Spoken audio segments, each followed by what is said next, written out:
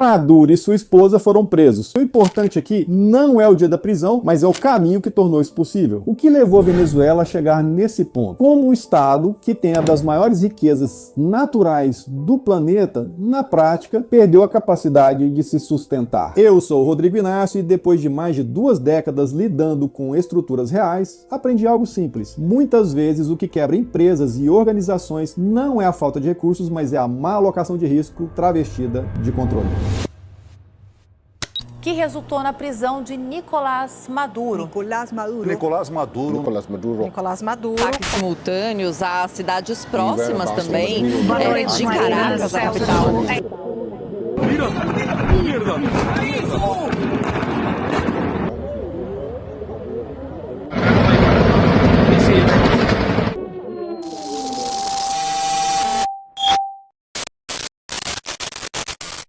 Em poucas horas, forças armadas americanas entraram em território venezuelano, extraíram o casal de lá e os levaram para os Estados Unidos, onde agora aguardam julgamento na justiça. Isso aconteceu rápido, rápido demais para um país soberano, para um governo que, em tese, controlava suas forças armadas, para alguém que também até pouco tempo desafiava a força armada mais poderosa do planeta. E aqui já tem algo importante para você observar. Essa operação não foi improvisada, não foi uma reação emocional, e não foi um ato impulsivo. Foi uma ação meticulosamente planejada, excelentemente bem executada e que não houve reação efetiva. Isso por si só já diz muito. Foram só 47 segundos para extrair o presidente e a esposa da própria casa presidencial, o palácio presidencial do país. Vamos fazer uma comparação direta? A Rússia, com um dos maiores exércitos do planeta, nem depois de quase 4 anos de guerra aberta, bombardeiros, tropa em solo e milhares de mortos, não conseguiu retirar o presidente da Ucrânia. Os Estados Unidos fizeram isso na Venezuela em poucas horas, sem uma guerra declarada, sem uma ocupação prolongada e sem desgaste militar visível. Quando um ato de tamanha dimensão acontece com tanta facilidade, isso não pode ser lido como um ato isolado, porque atos isolados não têm o poder de mudar a história. Estruturas frágeis, sim. Esse vídeo não é sobre a prisão do Maduro. Se a prisão foi justa ou injusta, sobre torcida política, ideológica ou moral. A prisão é só o último capítulo, e focar só nela é o mesmo que tentar entender um livro inteiro lendo apenas a última página. Antes de falarmos sobre petróleo, governo ou geopolítica, primeiro nós precisamos falar sobre pessoas. Porque afinal de contas, quando um país colapsa, o primeiro sinal não aparece em gráficos, ele aparece na vida real. Se você algum dia teve a oportunidade de conversar com algum imigrante venezuelano, e eles são milhares no Brasil, você sabe exatamente do que eu estou falando. Gente formada, gente que fala 2, 3 idiomas, engenheiros, médicos, professores, catando bolinhas em quadra de tênis aqui no Brasil, ou fazendo bicos para sobreviver. Gente que não saiu da Venezuela na busca de prosperar mais em outro lugar. Gente que na prática saiu de lá porque a situação ficou insustentável, a vida já não era mais sustentável ali. Isso nada tem a ver com preguiça, nem com falta de talento ou com falta de formação. Isso acontece sempre que em algum país, seja ele qual for, o dinheiro deixa de valer amanhã o que ele vale hoje. Quando o seu esforço não é recompensado sequer com o suficiente para você comprar comida, quando em hospitais você não encontra insumos básicos. Sempre que isso acontece, em qualquer lugar do mundo, as pessoas fazem o que elas sempre fizeram, elas fogem. E a fuga em massa, ela não é causa, ela é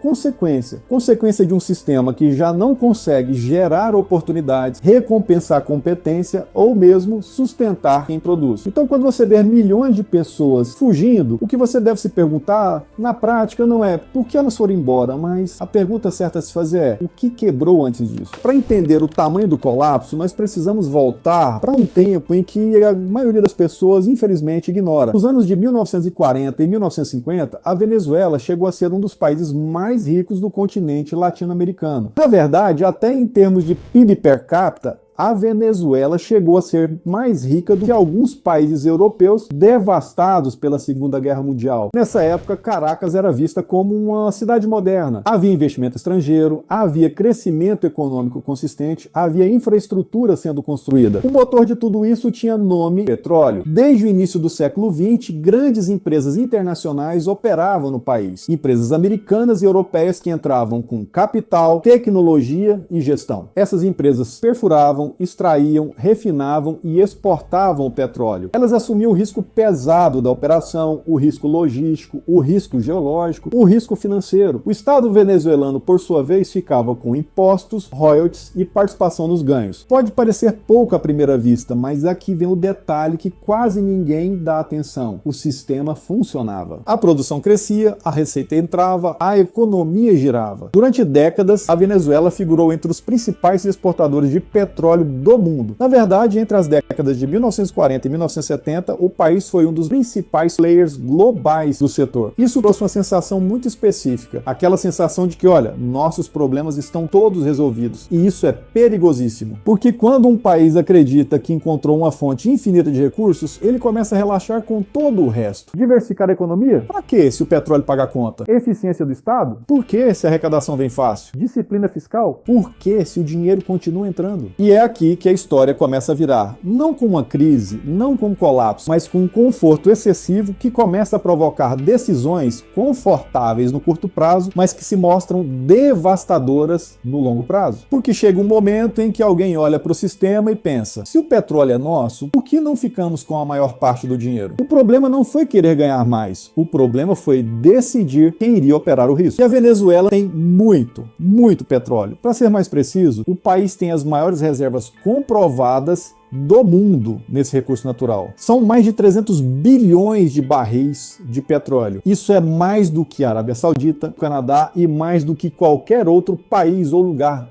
do planeta. Durante boa parte do século XX, a Venezuela figurou entre os 3 principais produtores globais. Ela chegou a extrair em seus períodos de pico mais de 3 milhões de barris de petróleo por dia. Esse petróleo não está em qualquer lugar. Ele se concentra principalmente na região do Orinoco, uma região muito rica no recurso e muito complexa de se explorar. E aqui entra um ponto que quase ninguém comenta. Extrair petróleo não é trivial. Não basta ter o recurso no subsolo. É preciso ter tecnologia, capital intensivo, manutenção constante, logística, gestão de risco e eficiência operacional. Nos períodos em que empresas privadas operavam no país, tudo isso vinha junto. Havia investimento constante, havia reinvestimento em infraestrutura, havia preocupação com a produtividade. É nesse ambiente que surge Hugo Chávez. Chávez não surge do nada, ele é produto direto desse colapso lento. Em 1992, ele lidera um golpe militar. O golpe falha, mas algo importante acontece. Ele vai à televisão e assume a responsabilidade pelo fracasso.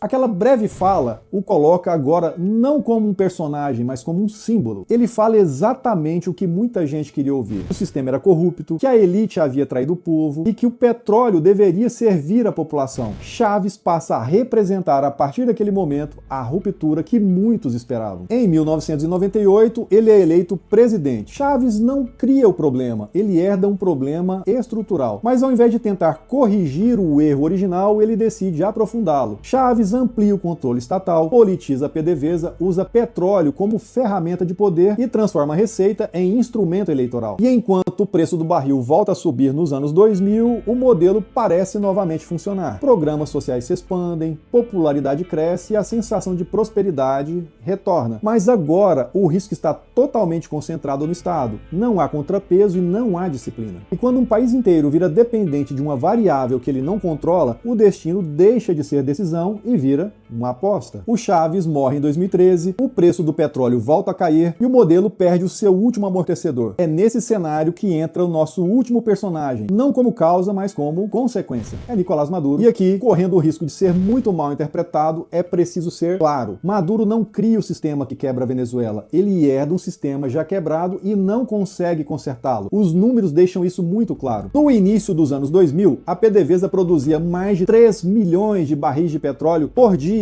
Em pouco mais de uma década, essa produção despencou. Em 2020, caiu para menos de 400 mil barris por dia, uma queda de quase 90%. E não por falta de petróleo, mas por falta de investimento, por sucateamento da infraestrutura, perda de técnicos especializados, politização da PDVSA e uma corrupção absolutamente sistêmica. A empresa que já foi referência internacional simplesmente se torna incapaz de manter as próprias operações. Sem uma produção eficiente, a arrecadação some, a inflação explode, a moeda colapsa, a Venezuela entra em hiperinflação e milhões fogem do país. O Estado perde a capacidade de funcionar e é nesse contexto que chegamos ao evento que abriu esse vídeo, a prisão do Maduro. A prisão não explica o colapso, mas ela confirma o colapso. Isso porque esse não é o começo da história, é só o recibo final de décadas de decisões tomadas ou evitadas. Porque quando um Estado perde eficiência econômica, legitimidade interna, capacidade operacional, ele se torna vulnerável. E vulnerabilidade não surge do dia para a noite, ela é construída. Agora, com toda a história na mesa, dá para dizer isso com clareza. A Venezuela não empobreceu porque o Estado ganhava pouco. A Venezuela empobreceu porque o Estado produzia mal. Durante décadas, quando empresas privadas assumiam o capital, a operação e o risco, o país crescia, mesmo ficando com uma parcela menor dos ganhos. Quando o Estado decide ficar com quase tudo, operar diretamente e concentrar o risco, a eficiência cai. E aqui está o ponto central. Eficiência com participação menor gera mais riqueza no longo prazo do que controle total com ineficiência. Funciona para países, funciona para empresas, sociedades, projetos e lideranças. Sempre que quem decide não paga o risco, ou quem paga o risco não decide, ou mesmo quem opera não é cobrado por eficiência, o sistema simplesmente entra em colapso. Pode demorar, pode até parecer que está funcionando, mas um dia a conta chega. Agora faz um exercício simples. Liste tudo que hoje entra na sua receita, marque aquilo que você simplesmente não controla. Ali está o seu risco, porque o que aconteceu com a Venezuela acontece o tempo todo em escala menor. E se esse tipo de análise está fazendo sentido para você, já marque esse vídeo com o seu like. Agora, se você olhar com atenção, vai perceber que essa história não é só sobre petróleo. Ela é sobre decisões estruturais, sobre conforto de curto prazo, sobre ignorar o risco real. Empresas quebram assim, carreiras travam assim. Muitas vezes, não porque faltou recurso, mas porque a eficiência foi sacrificada em nome do controle. Se esse tipo de leitura fez sentido para você, então se inscreve agora no canal e ativa o sino das notificações. Aqui nós não discutimos manchete, nós discutimos decisão. E se você quer aprender como tomar melhores decisões para crescer e escalar com a sua empresa ou com a sua carreira, o workshop Quebra ou Cresça é online e é para você. Se inscreve lá que a gente vai treinar exatamente esse aspecto. O link está aqui na descrição desse vídeo. Agora eu quero saber uma coisa de você. Que dependência você tem hoje que está sendo tratada como conforto? Olha, saiba que tudo aquilo que você não decide contra você. Crescer é método, quebrar quase sempre é descuido, audácia pouco é bobagem. Eu te vejo aqui no próximo episódio do Leitura de Risco.